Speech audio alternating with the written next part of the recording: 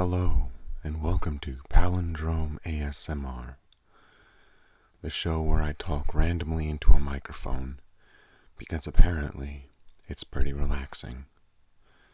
So let's get right into it. I said get wrong. I said it like got.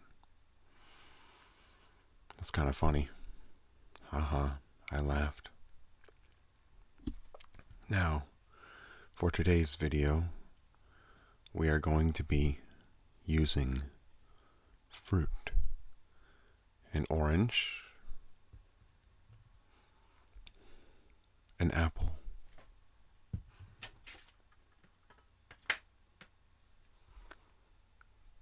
and a banana phone. Ring, ring, ring, ring.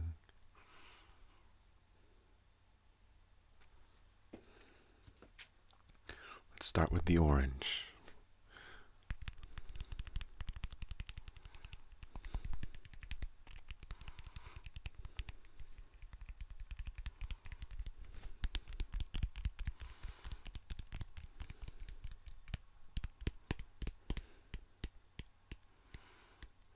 Let's try some patterns.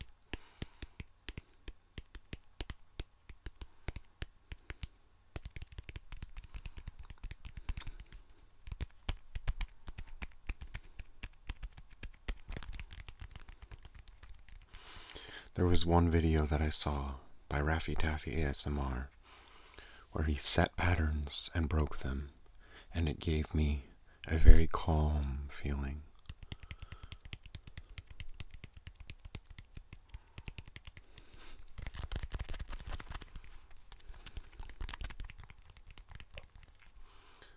Now it's time to peel the orange. Oh, it smells like orange.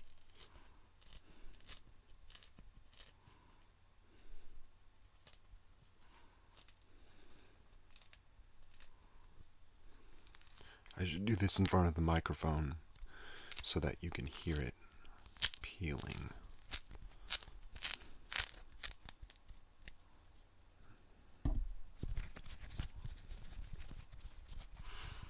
The smell is very strong.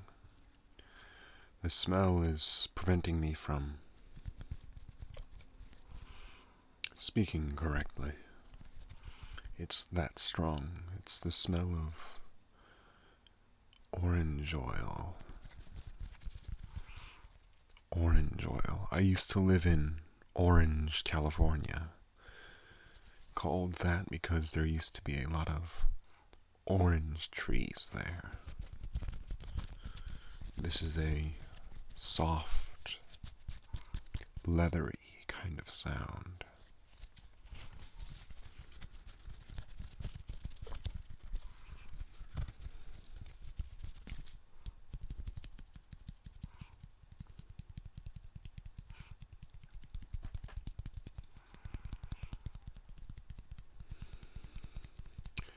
If you can hear those crickets in the background, that's because my trailer is in the middle of the woods.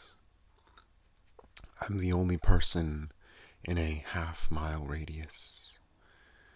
It feels strange. Well, not a half mile, maybe a quarter mile, maybe an eighth of a mile, but very few people are around me. I'm in the rural of the rural, the areas where, well, there's no farms, they're just tree farms. The primary farming product of my area is trees. And there are lots of forests. They are all tree farms. They're not wild forests.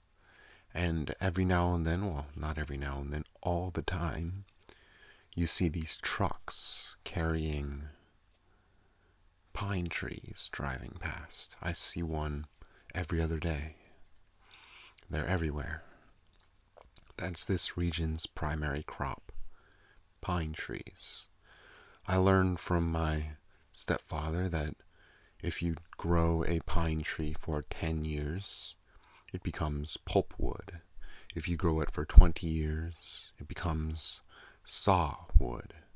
And if you grow a pine tree, for 30 years, it is beam wood or pole wood. I thought that was an interesting fact that I should share with you, considering that my region's primary produce, primary crop, is pine trees. And you can see the pine tree farms everywhere, on all the properties.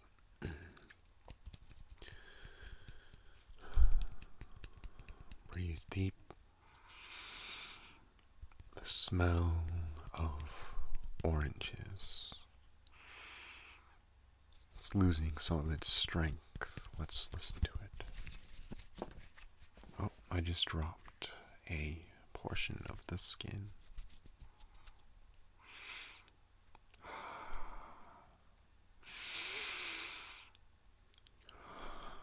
You can't smell it, so I'll smell it for you.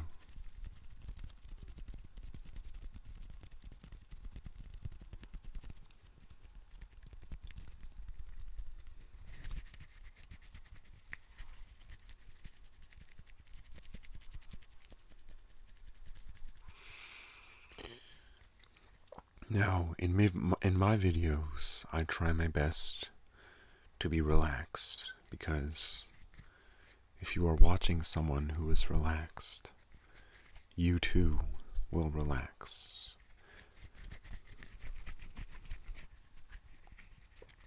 That is my theory, at least. Just like how if you watch someone yawn, you yourself will yawn.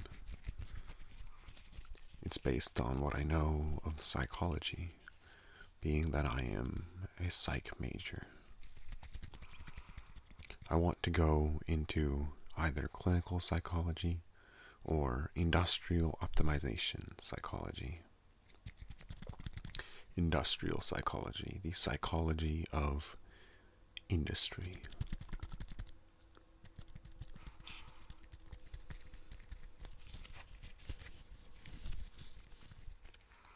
I think that's enough with the orange peel.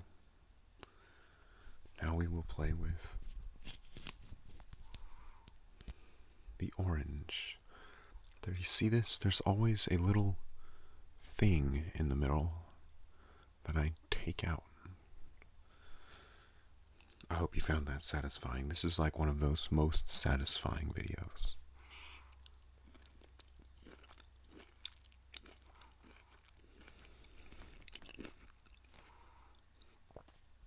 Tastes like orange.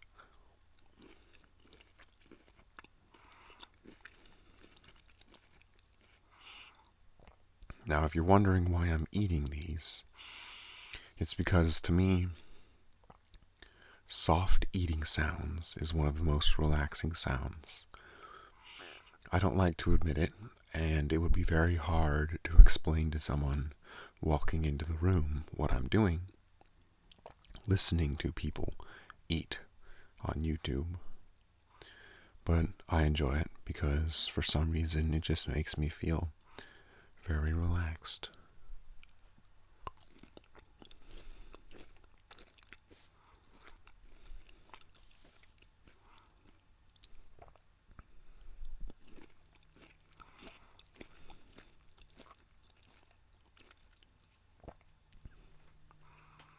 That's enough with the orange. I'll save half of it for later.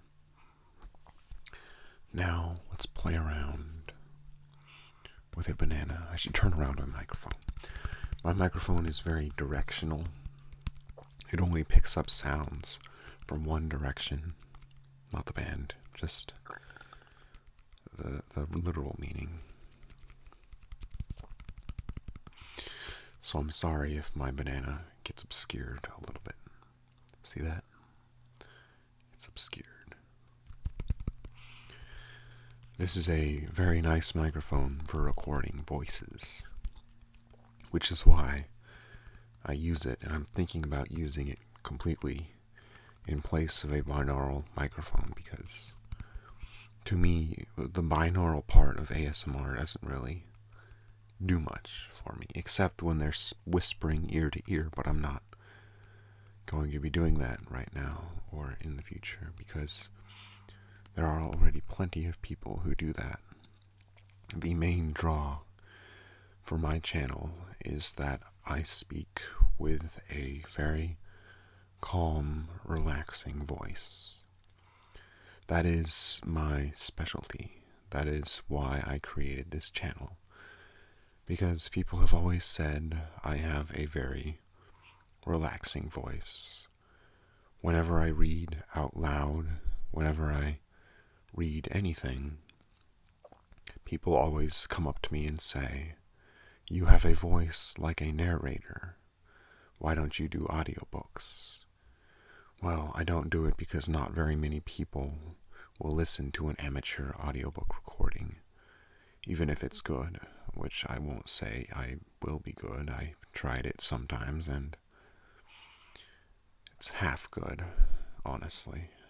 You need schooling to properly read an audiobook, not just a nice voice.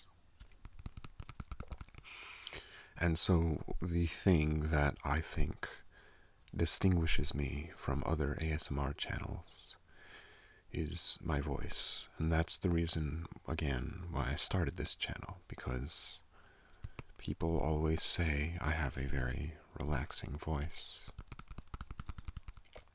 in case you are wondering. And the reason why I tap on things is because no ASMR video is complete without tapping.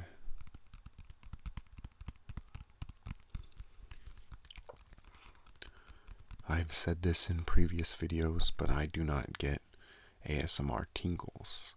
However, I find ASMR to be very relaxing.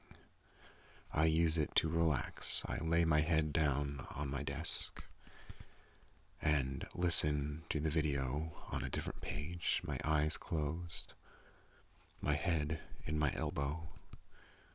I oftentimes have to switch places because my legs go to sleep when I lay my head on my desk, but that's fine. Nothing can beat laying your head on your desk for hours on end listening to endless ASMR.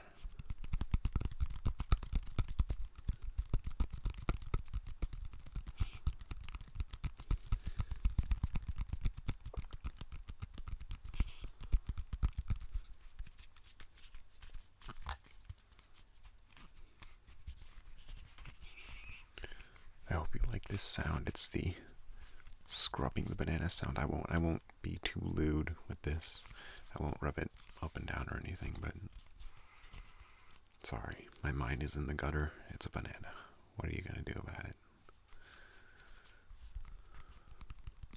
Now it's time to open a banana. This is how I eat bananas. I take the peel off. That banana smell is very... It's not as... I learned about bananas that a long time ago, bananas in the 60s, bananas used to taste like banana Laffy Taffy. That is how they tasted.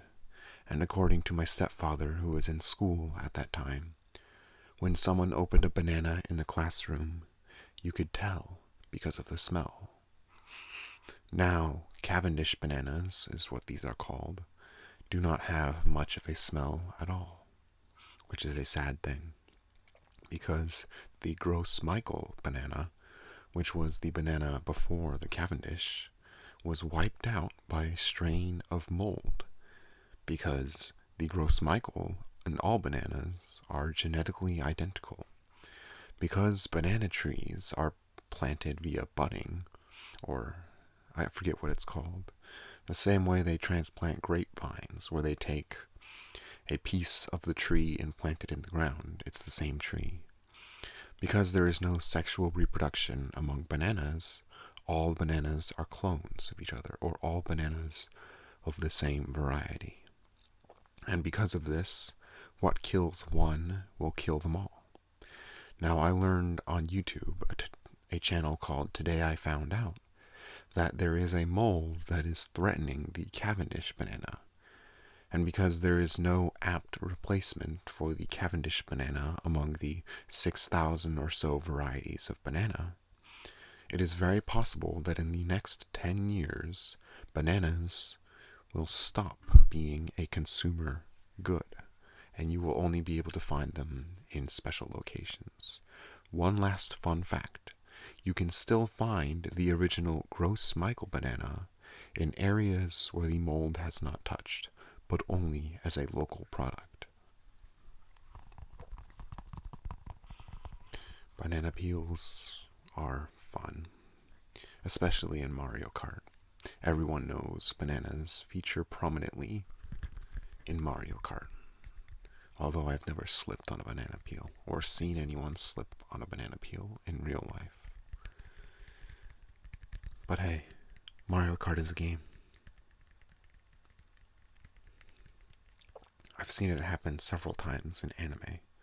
People slipping on banana peels, which is kind of funny because slipping on a banana peel is a distinctly American, Western thing. Its roots are Western in origin, or at least I think they are. I could be wrong. And it's kind of funny to see a culture so different from ours adopting the banana peel slip. Most prominently, the opening scene of the Bakemonogatari series, did I pronounce that right?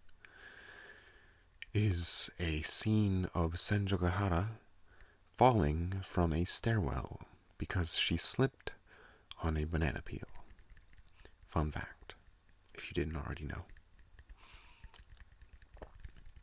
Bakemonogatari is one of the most famous anime series of all time among anime fans. It's very unique and experimental in its directing and story.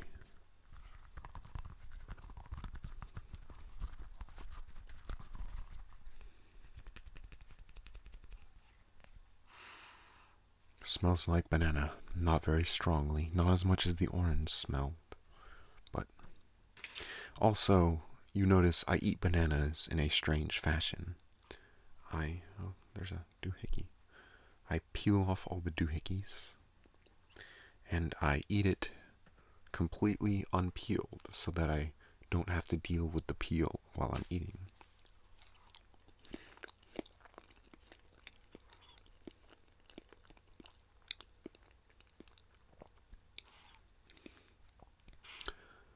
I like to compare bananas to bread in their texture. Bananas, or Cavendish bananas, are very bready in their texture. They feel like, well, bread. Although they taste almost like bread too. But I still like eating them, just like I like eating bread, straight bread.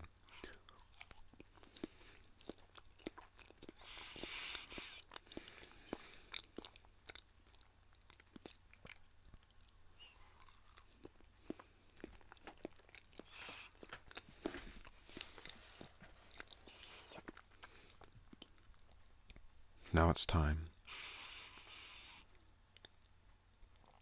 for the last of the fruits. The big three: oranges, apples, and bananas. Well, I should call it the big four, because grapes should be included in the top fruits eaten by people. Bananas, apples, oranges, and grapes. The secondary fruits are pears, plums. What other secondary fruits are there? Pears, plums, green apples, pineapple, watermelon. Fruits such as those are secondary in terms of dominance of the market. And then there are the tertiary fruits, like dragon fruit and pomegranate. They should classify fruits as such. That's a new thing. It all started here, people. The classification of fruits based on their popularity. So, let's take the apple sound. There is a distinct sound that apples make when you tap them. A sort of cheddary sound. You can feel the apple inside of it. It sounds distinctly like an apple. If you hear an apple being tapped, it's very likely that you will know that it is an apple. Let's test this out. I'm hiding the apple. Do you hear the apple? It's not completely hidden. Do you hear the apple of the tapping the apple? Imagine that you hadn't seen the apple before. Would you be able to tell that this is an apple? If you can hear it, that is. I'll try hitting it hard so I can make sure that you hear it. See, you can tell that it's an apple. Interesting fact, or at least I can. Also, there is a distinct noise, well known, of when you bite into an apple. When you hear someone do that, there is no way you don't know they're eating an apple. With a banana or an orange, you're not sure. It doesn't make a distinctive sound. But when you bite into an apple, there is a distinct sound that you can't mistake. Let's try it again.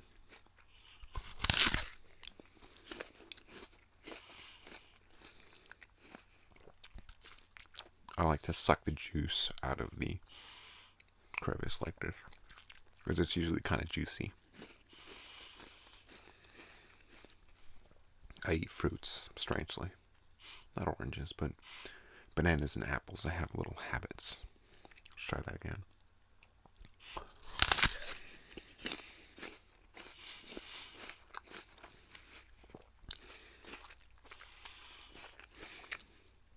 I mean, have you ever thought about that?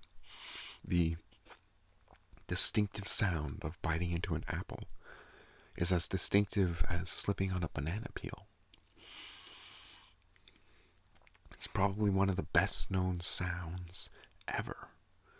Come to think of it, everyone knows the sound of an apple being bitten into. Everyone knows that sound. No one cannot know it. And when you hear it, it's a cultural phenomenon. You instantly know this is an apple. Isn't that interesting? You can tell what an apple crunching sounds like. That's a product of our culture, because who would have thought an apple, a fruit that is 1 in a million, has a very distinctive sound, and that sound has become quintessential of the fruit. You can't have an apple without that apple biting sound. Even when you eat apple slices, there's a distinct crunch that you hear. A distinct. Let's hear that again.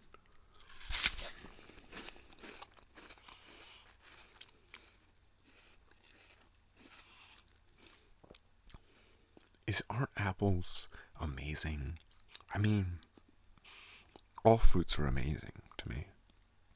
I find fruits to be very amazing, frankly. I like them. Their existence is a ineffable mystery, even though I know the evolutionary reason why. Because fruits help animals, they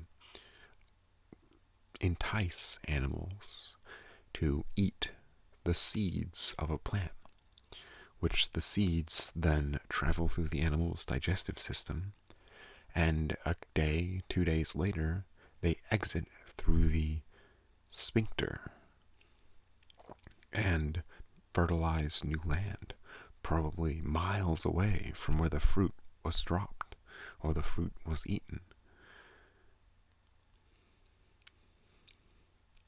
But being domesticated by humans is probably the best thing that ever happened to the apple. It's the best thing that ever happened to all farm animals in general, evolutionary speaking, not individually speaking. I mean, animals get slaughtered at a young age, it's bad for the individual. But as an evolutionary trick, it's very successful. There are probably as many cows on Earth as there are humans, and cows could not have grown to that large of a population without the help of humans. The cow gene, which is the end product, the end goal of the cow race is to propagate the cow gene, has become so widespread and so worldwide that it is quintessential to the human condition. There are so many cows in this world because humans domesticated them. And on an evolutionary perspective, not on an individual perspective, it's very good because the gene is being spread. And the same for chickens, and the same for cows, and the same for dogs.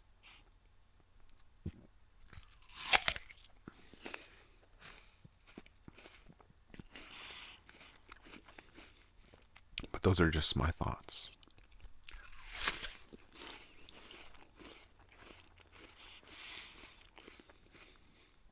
Speaking big ideas into the microphone. That is Seppi Chang, your local author who likes to think big thoughts. And I get this a lot whenever I talk to people, when I genuinely have a conversation with them. They always say, "Wow, you think big thoughts." Yes, I do think big thoughts. It's sort of how I work. I'm a very lonesome person. I prefer wandering around alone or doing my own thing to talking with people. But when I get into a real conversation with someone, I've heard this many, many, many times. They always say, "Wow, you think big thoughts," or some version of that. I don't like bragging, actually. I don't want to feel like I'm bragging. This is just a fact. This is something that happens to me. It's a result of experiences. And the same with me saying that I have a good voice. This is not something that I myself think. This is something that I have heard on numerous occasions from other people. And so I am not afraid to use these paradigms, these sayings, these statements about myself. Yes, that's the phrase. I am not afraid to use these statements about myself in conversation because they have been backed up by words from other people on multiple occasions.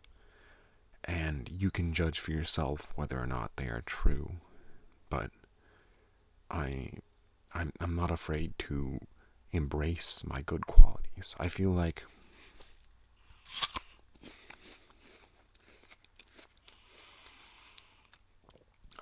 many people are afraid to embrace their good qualities, to accept the things that they should be proud of. I mean, I know people should probably not be proud of things that they do not have. They should not brag about empty promises. They should not make empty claims about their ability. But at the same time, they should recognize their intrinsic traits and use that knowledge to better understand and utilize the opportunities given to them, if that makes any sense. For example, the reason why I started writing was because on multiple occasions I got the feedback that I was a good writer. People said to me after reading my essays or my various writings, they said, "You're a good writer. You're a really good writer." I mean, I wasn't the best writer. I never got perfects on all my essays, but as I quote my English teacher once saying, "You and Chris are the only two kids who I can hear through the essays." There was another kid called Chris. He was in creative writing. I went to an art school, and creative writing was one of the conservatories. I was in music. I was in instrumental music. I played clarinet. I wish I had gone into creative writing, but me and Chris, that is what my teacher said, were the only two kids who she could hear through their essays, through our essays. And I noticed that at times myself, reading my books, that I can hear me. I hear a voice behind the writing. And sometimes I come across writing where I can hear the voice of the person. And sometimes I come across writing where I can't hear the voice of the person. Both are good. There is no better option. I'm not a better writer than, the people who have published works. I can't claim to have any professionally published work under my name because I don't. I've sent in emails about all my books. I've submitted all my books to agents and publishers, but I always get rejected, and it's part of the reason why I stopped writing, even though it stopped a little late, if you ask me, and I still do it. I still write. I'm working on a story right now. The title is called I Live in a World Where Superpowers Exist, and also my girlfriend just happens to be a robot. The long title is a callback, a reference to the long titles of Japanese light novels and their anime adaptations. For example, there is one anime called Anohi Mita no Hana no Namae wa Bokutachi wo Mada Shiranai, which means we still don't know the name of the flower we saw that day. And then there is Ore no imoto ga kono ni kawai wake janai, which means my little sister can't be this cute. And there are other animes with long titles, like, I don't know the Japanese for this one, but it's My School Romance Comedy is Being Ruined by Something or Other. It's a long title. And that's what the title of my newest book, I'm only 1,000 words into it, but that's what the title is meant to imitate. It's a long title describing what happens in the book, like a condensed back page blurb for a title.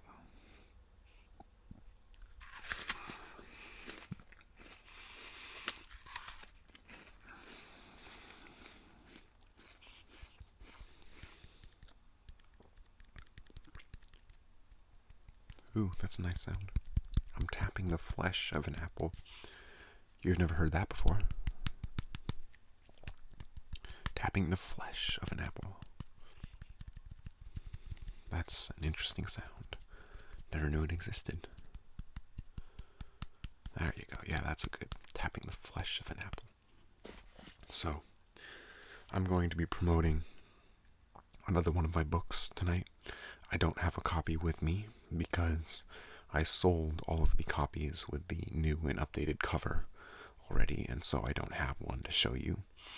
The only cover I have is that of the proof copy, which has a proof cover, a interim cover that was put in place because my cover was not done yet, and I don't want to show an incomplete work.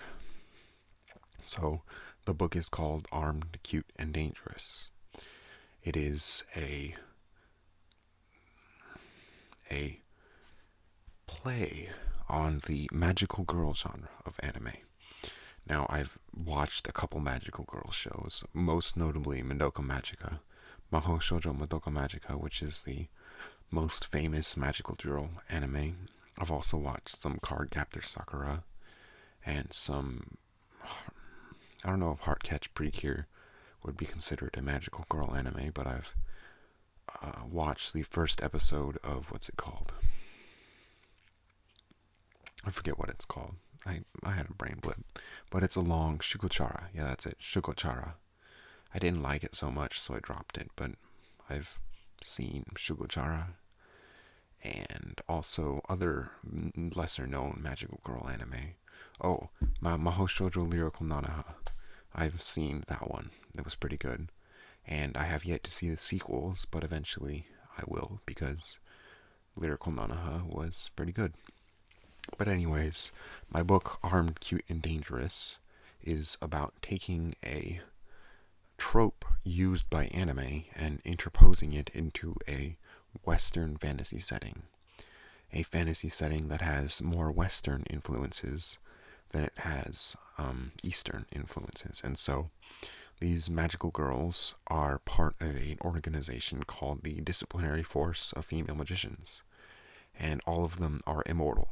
What happens is girls of the age between 7 and 11 are recruited by recruiters and given the gift of immortality, so that they are forever between the ages of 7 and 11. They are forever in that body, and they can grow to be 350 years old. That's how old one of the main characters of my book is. Emeralda Stish. She is a magical girl who is around 350 years old. She is the commander-in-chief of the disciplinary force, and part of her job during the book is to build an army to defeat the monsters, because the monsters are threatening to open up a portal to the underside and cause black chaos to reign over the land. So it's a typical fight the bad guy. All of my books are like that. I mean, it's just something I do. It's a trait of my books, but it's a trait of many books, so to speak. But what am I talking about? Go check it out. There'll be a link in the doobly-doo. It's called the doobly-doo because Idea Channel calls it a doobly-doo, and because doobly-doo is a fun name. So, like this video if you liked it, comment if you liked it, subscribe if you liked it.